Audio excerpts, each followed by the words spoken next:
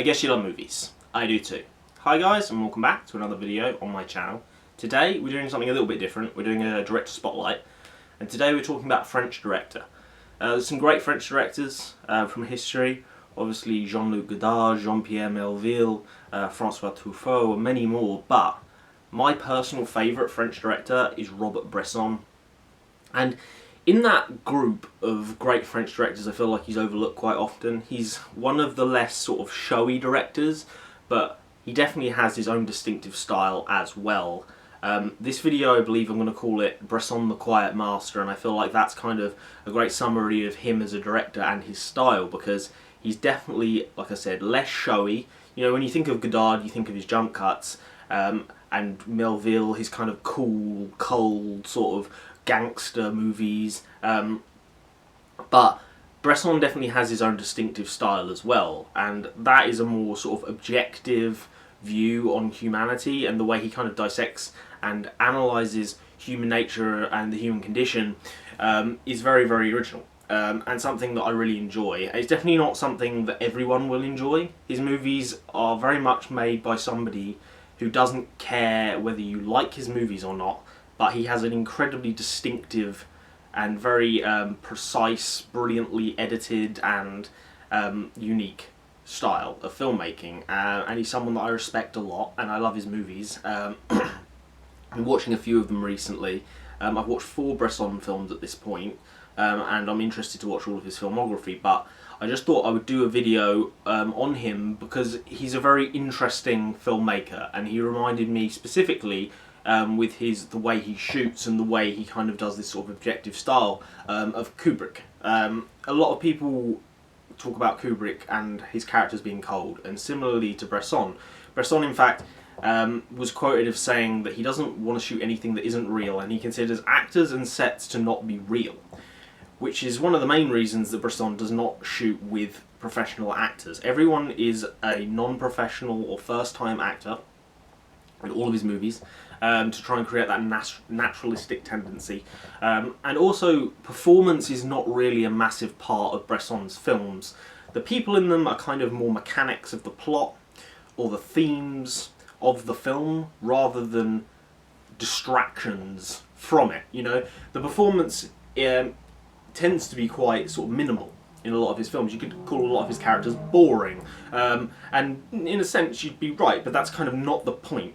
And in certain movies like Pickpocket, which I'll go into, the performance's coldness is exactly the point.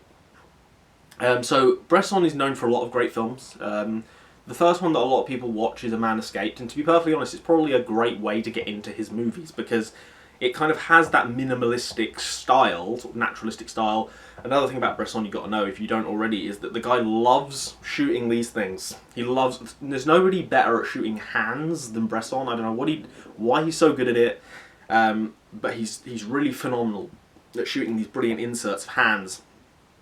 Man Escaped is no different, but it is also just a very, very good prison escape movie, and it's very well made and shot. But it doesn't really have a specifically like crazy plot that's very unique or different. It's well made and I enjoy it, but it's a great entry point into Bresson because it's probably his most conventional narrative movie, because a lot of his films are very slice of life, and they kind of are centred around an entry point to analyse humanity from a different angle, like a movie like Alcazar Balthazar, which is basically over the course of a donkey's life. He has different owners, and he's passed around to different places, and using the donkey as kind of an epicenter to try and analyse human nature, the cruelty and the kindness of humanity and everything in between.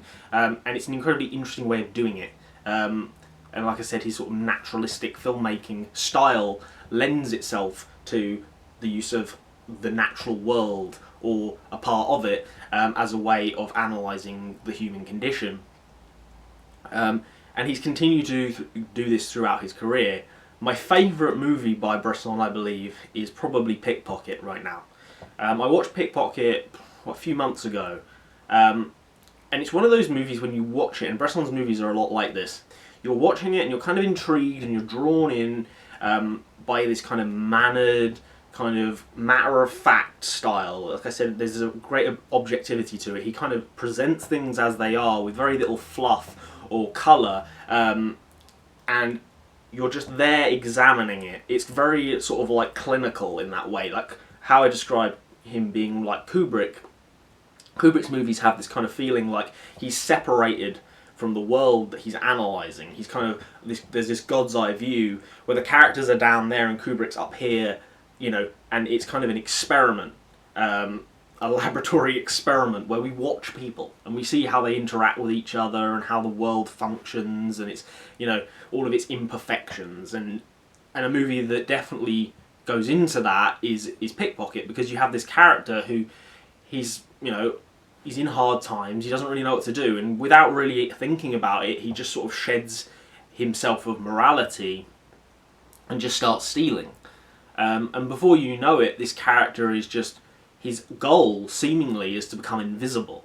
Like all pickpockets really, is to move through the crowd and take, without compassion or without any sense of feeling that this is the wrong thing to do. And though through the movie there are definitely feelings like that he wants to connect with people, there's a constant thing where he leaves his door unlocked, like he wants to be robbed, like he wants someone to come in and disturb this sort of space that he's created for himself. And by the end he sort of starts to connect with someone, but it's too little too late. And kind of this cynical view of humanity is kind of followed into a lot of his films, specifically his last movie, which I recently watched, called L'Argent, which is about a 500 franc counterfeit note. And this boy who's rich and has this friend that, just decides because he can that he's going to make these counterfeit notes, and they go to a shop and they try and buy something just as a prank, and they manage to actually buy this frame, and obviously they get the change back and they can use the real money.